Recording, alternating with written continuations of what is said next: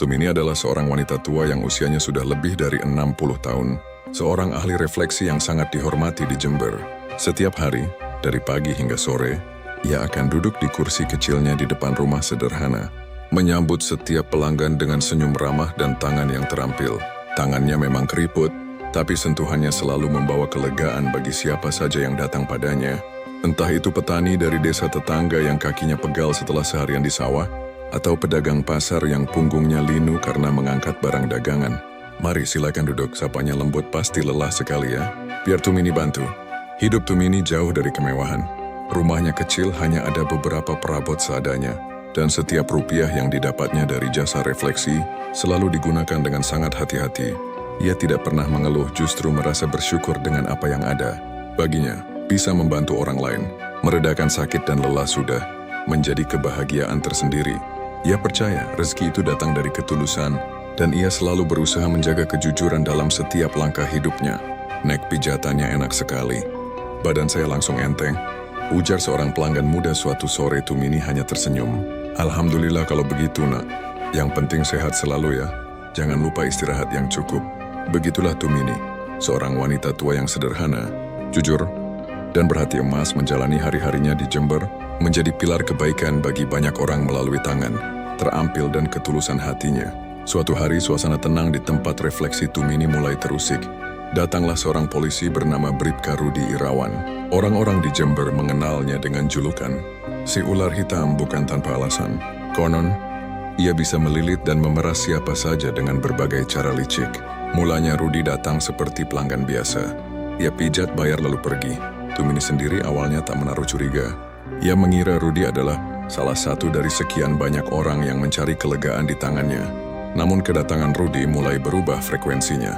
Ia tidak hanya datang untuk pijat, ia sering mampir, kadang hanya sekadar duduk-duduk di teras, mengamati keluar masuknya pelanggan Tumini. Cara pandangnya tajam, seringkali menyapu sekitar dengan sorot mata yang penuh perhitungan. Pernah suatu kali Rudi berkata pada Tumini dengan nada santai, "Wah, ramai juga ya, Nek, usaha bagus ini. Izinnya aman semua kan, Nek?" Tumini hanya mengangguk, merasa sedikit tidak nyaman dengan pertanyaan itu. Tumini yang sudah makan asam garam kehidupan, mulai merasakan ada yang tidak beres. Ia bisa melihat gelagat Rudi yang tidak seperti pelanggan pada umumnya. Si ular hitam ini sepertinya sedang mencari celah, sedang menghitung-hitung keuntungan apa yang bisa ia dapatkan dari usaha refleksi sederhana Tumini. Lingkungan Jember yang semula damai, kini terasa ada bayangan yang mulai menyelimuti, bayangan dari seorang polisi yang seharusnya mengayomi, tapi justru mencari mangsa. Tidak butuh waktu lama bagi Rudi untuk menunjukkan niat aslinya. Beberapa hari setelah sering mampir, Rudi datang lagi, kali ini bukan untuk pijat. Ia langsung masuk ke dalam, tatapannya menyapu seluruh ruangan. "Nek Tumini, ini usaha refleksi punya izin lengkap kan?" Tanyanya tiba-tiba, nadanya sudah berubah menjadi lebih menekan. Tumini, yang kaget dengan pertanyaan mendadak itu, mencoba menjelaskan bahwa ia sudah mengurusnya sejak lama. "Sudah Pak Rudi, semua surat-suratnya ada," jawab Tumini sambil mencoba mengingat-ingat letak berkas-berkasnya. Namun Rudi tampaknya tidak peduli dengan penjelasan Tumini. Ia mulai mencari-cari kesalahan, mengancam akan menutup usaha Tumini jika tidak ada uang keamanan setiap bulannya. "Begini saja, Nek. Daripada nanti ada razia mendadak dan usaha nenek ditutup, lebih baik kita atur saja.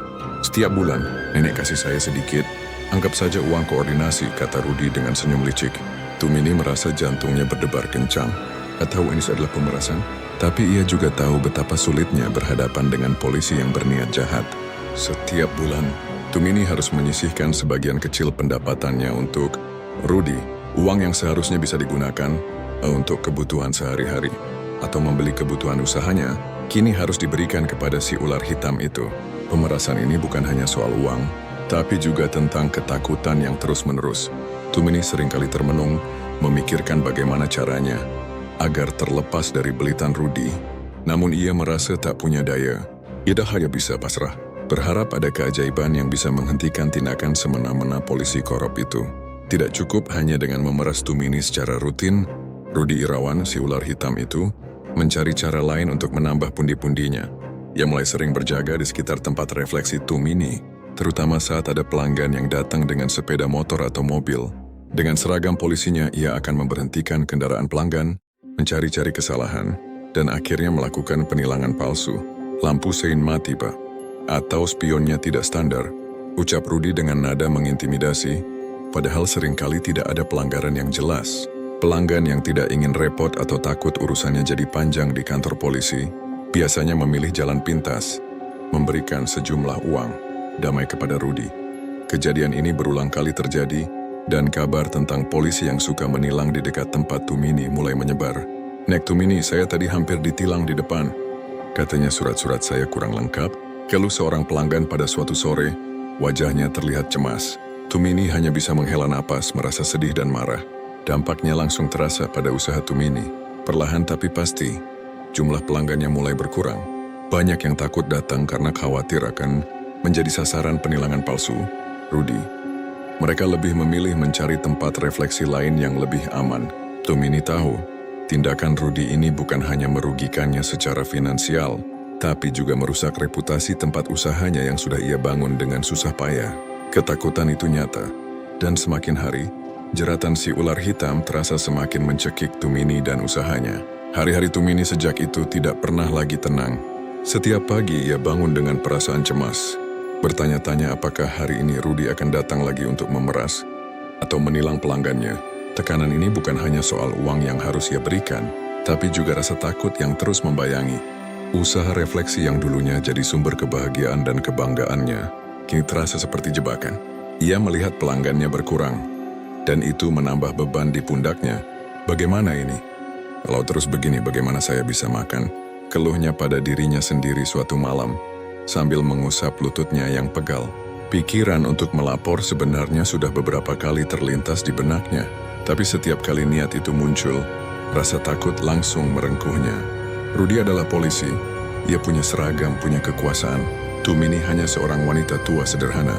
Ia membayangkan kerumitan berurusan dengan birokrasi, ancaman balasan dari Rudy, atau bahkan kemungkinan bahwa laporannya tidak akan ditanggapi serius. Siapa yang akan percaya pada saya? Pikirnya. Nanti malah saya yang dipersulit. Rasa tidak berdaya itu terasa menyesakan, membuatnya merasa sendirian dalam menghadapi masalah ini. Tumini seringkali hanya bisa pasrah. Ia tahu bahwa apa yang dilakukan Rudy itu salah besar, tapi ia tidak melihat celah untuk melawannya. Ia hanya bisa berharap dan berdoa, agar suatu saat nanti, ada seseorang atau sesuatu yang bisa menghentikan si ular hitam itu. Setiap kali Rudy datang dengan wajah liciknya, Tumini hanya bisa menunduk, mencoba menyembunyikan rasa takut dan sakit hati yang ia rasakan. Penderitaan ini bukan hanya fisik karena usianya, tapi juga batin yang terus-menerus. Tertekan oleh ulah oknum penegak, hukum yang seharusnya melindunginya. Di tengah keputusasaan Tumini, secercah harapan kecil muncul. Suatu pagi, seorang wanita muda datang ke tempat refleksinya. Namanya Gati Kinasi. Penampilannya sederhana, wajahnya terlihat polos dan senyumnya ramah, memancarkan aura yang menenangkan. "Selamat pagi, Nek," sapanya lembut. "Saya Gati. Saya dengar Nenek butuh asisten untuk bantu-bantu di sini. Saya tertarik, Nek." Tumini agak terkejut. Belakangan ini, jarang ada anak muda yang mau bekerja sebagai asisten refleksi, apalagi dengan kondisi usahanya yang sedang lesu. Tumini melihat Gati dengan saksama. Gadis itu tidak terlihat seperti orang yang sedang mencari keuntungan. Ada ketulusan di matanya, dan cara bicaranya pun santun. Meskipun ragu karena kondisi keuangannya yang tidak menentu akibat ulah Rudy, Tumini merasa ada sesuatu yang berbeda dari Gati. Mungkin ini pertanda baik, pikirnya. "Kamu serius, Nak? Ini pekerjaan melelahkan loh, dan pelanggan saya juga sedang tidak banyak," kata Tumini mencoba jujur tentang situasinya. Gati hanya mengangguk mantap. "Tidak apa-apa, Nek. Saya siap belajar dan bantu sebisanya. Saya suka suasana di sini, tenang," jawabnya meyakinkan. Akhirnya Tumini memutuskan untuk menerima Gati. Kedatangan Gati membawa sedikit angin segar ke dalam rumah sederhana itu. Meskipun Tumini masih dihantui ketakutan pada Rudy, kehadiran Gati setidaknya memberinya teman bicara dan sedikit meringankan beban fisiknya. Ia tidak tahu bahwa di balik kepolosan dan keramahan Gati, ada tujuan yang jauh lebih besar yang akan mengubah segalanya. Yang Tumini tidak tahu dan bahkan Rudy pun tidak pernah menyangka, Gati Kinasi bukanlah gadis biasa yang hanya kebetulan mencari pekerjaan. Di balik senyum ramahnya dan penampilannya yang polos, Gati adalah seorang agen intelijen senior. Ia sudah terlatih dalam berbagai situasi, memiliki keterampilan yang jauh melampaui apa yang terlihat. Kedatangannya ke Jember dan khususnya ke tempat refleksi Tumini, bukanlah kebetulan belaka.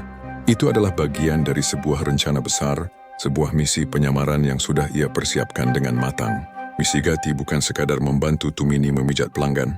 Ia sedang menyelidiki sebuah jaringan kriminal yang lebih besar, yang ternyata memiliki cabang hingga ke Jember.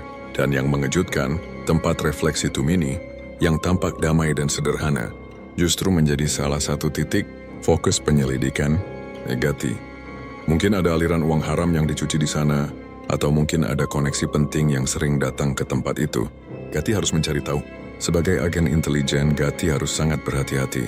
Setiap gerak-gerik, setiap percakapan, semuanya ia perhatikan dengan cermat. Ia harus menjaga agar penyamarannya tidak terbongkar, baik oleh Tumini yang lugu maupun oleh Rudy yang licik. Ia tahu bahaya yang mengintai, tapi tugas adalah tugas. Kehadirannya di samping Tumini adalah langkah pertama dalam membongkar kejahatan yang lebih besar, dan si ular hitam seperti Rudy Irawan hanyalah bagian kecil dari teka-teki yang harus ia pecahkan. Bagi Gati, rumah refleksi Tumini bukan sekadar tempat kerja barunya, melainkan sebuah pos pengamatan strategis. Sejak awal, ia tahu bahwa jaringan kriminal yang sedang ia buru memiliki koneksi di Jember, dan entah bagaimana, benang merah itu mengarah ke tempat yang tampak tak berbahaya ini. Mungkin ada pertemuan rahasia di sana, atau mungkin tempat ini digunakan untuk menyalurkan uang kotor. Setiap kedatangan pelanggan, setiap percakapan yang tak sengaja ia dengar, semuanya menjadi bagian dari teka-teki yang harus ia susun. Meskipun terlihat sibuk membantu Tumini, mata Gati selalu waspada. Ia mengamati siapa saja yang datang dan pergi, terutama mereka yang menunjukkan gelagat mencurigakan. Perilaku Bribka Rudy Irawan, si ular hitam itu, sudah menjadi salah satu target utamanya.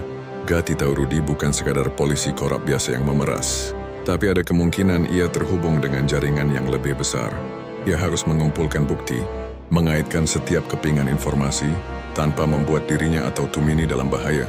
"Nek, pelanggan tadi sepertinya sering datang ya?" Tanya Gati suatu kali kepada Tumini, mencoba menggali informasi secara tidak langsung. Tumini akan menjawab dengan polos, memberi Gati detail kecil yang mungkin terlihat sepele bagi orang biasa, tapi sangat berarti bagi seorang agen. Misi Gati sangat rahasia. Bahkan Tumini yang ada di sampingnya setiap hari pun tidak boleh tahu. Ia harus tetap berperan sebagai asisten yang ramah, sambil perlahan-lahan membongkar kejahatan yang tersembunyi di balik kesederhanaan rumah refleksi itu. Selama beberapa waktu Gati terus mengamati. Ia tidak hanya melihat bagaimana Rudy datang dan memeras Tumini, tapi juga cara licik polisi itu menilang para pelanggan. Gati sengaja sering berada di teras depan, seolah sedang menyapu atau merapikan tanaman.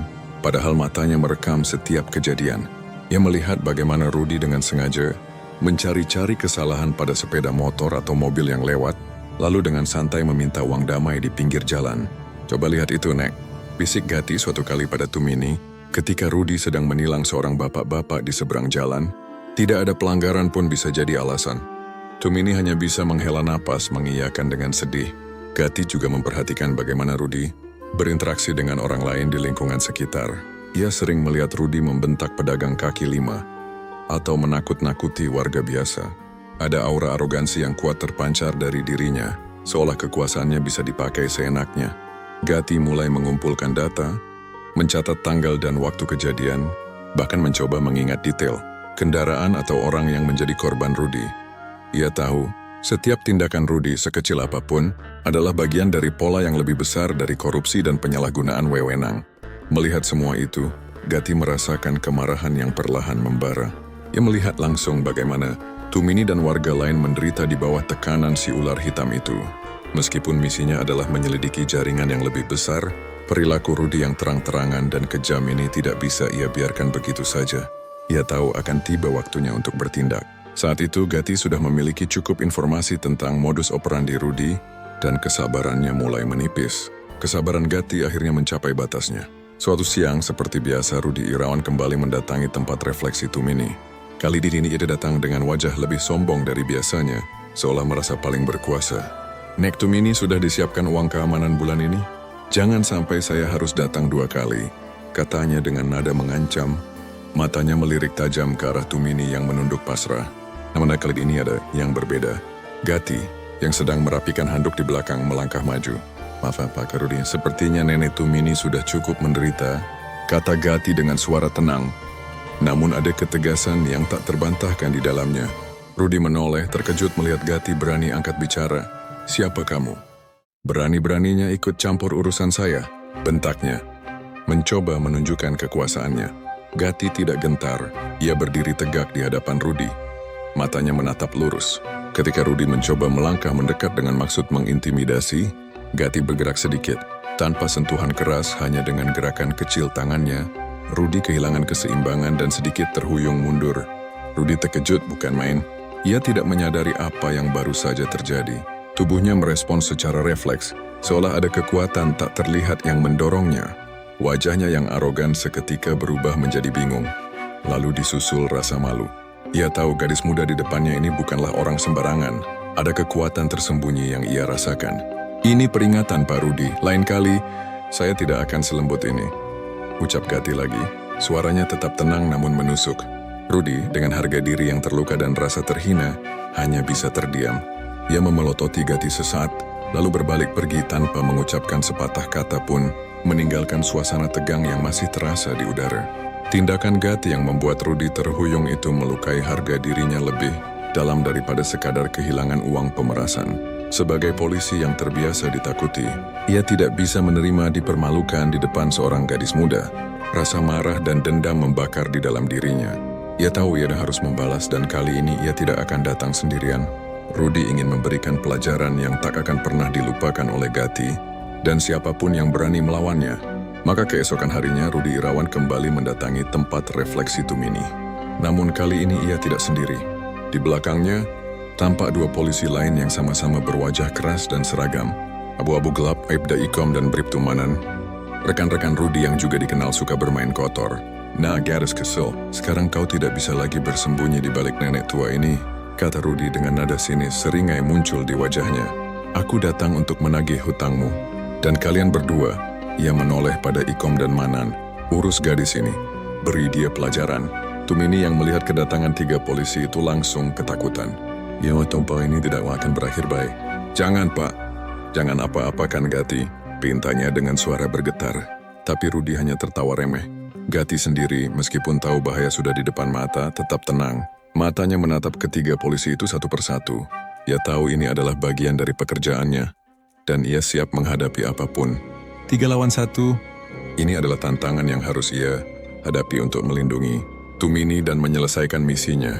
Gati sudah mengantisipasi bahwa Rudy tidak akan datang sendirian. Ketika melihat Rudy bersama Ikom dan Manan melangkah mendekat dengan niat jahat, Gati tidak panik. Matanya dengan cepat mencari Tumini. "Nek, masuk ke dalam sekarang, sembunyi," perintahnya dengan suara pelan tapi tegas. Tumini yang ketakutan tanpa banyak bertanya, segera berlari masuk ke dalam rumah, meninggalkan Gati seorang diri menghadapi ketiga polisi itu di teras. Gati mengambil posisi, siap menghadapi serangan yang akan datang. Konfrontasi itu terjadi sangat cepat. Rudy dengan sombongnya memberi isyarat kepada Ikom dan Manan untuk maju lebih dulu.